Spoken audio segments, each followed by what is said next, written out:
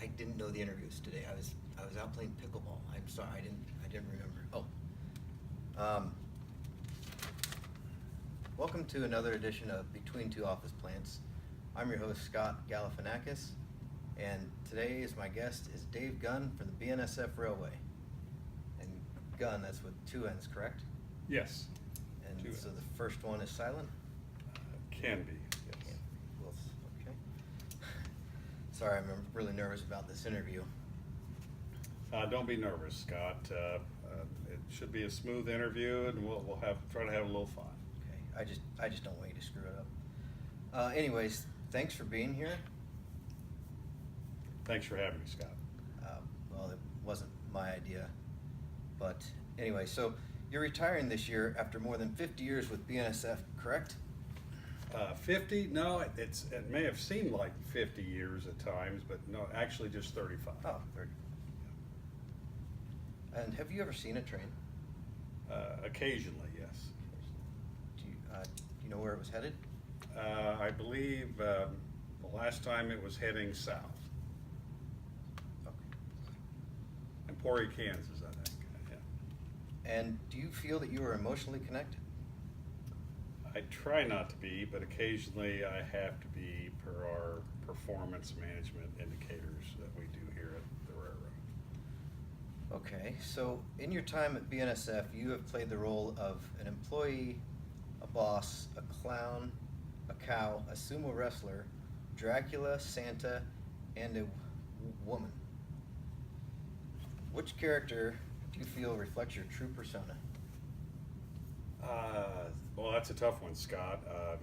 I've had a lot of different roles here at the railroad. I would say, from a physical stance, the sumo wrestler would probably be the best choice. I will agree with that one. Yes, thank you. Appreciate those compliments. Yes. And how many employees are currently in your department, and which one is your favorite? There's 16, counting myself. We used to have 24. We're doing more with less, like everybody's doing. As far as a favorite, man, that's tough. I've worked with most of them 10 years, so I would say they're all my favorites. So not just one individual that you like more than, No. say, any of the others? They all have their pluses and minuses. I mean, you know, there's never the perfect employee nor the perfect boss, because I'm sure they could, you know, share some ideas, improvements for myself. I'm sure they could, yeah. Yes. I'm sure. Okay, well, let's get right down to it here.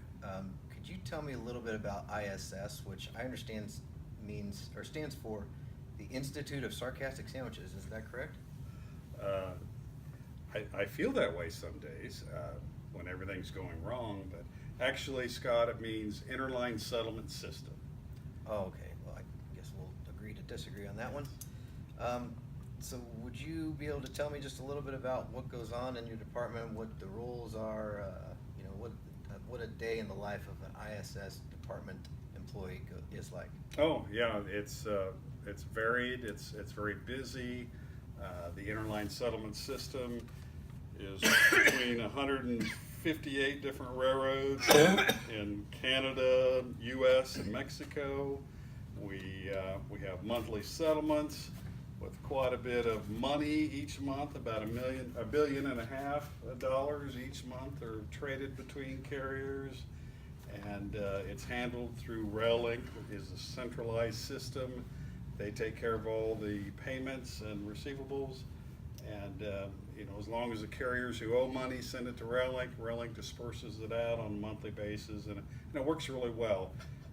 You know, we do about $2 billion a year just at BNSF in receivables and payables, and the staff does a great job, and we continue to protect BNSF, make sure we receive what we're supposed to, and we do not pay out too much to other carriers.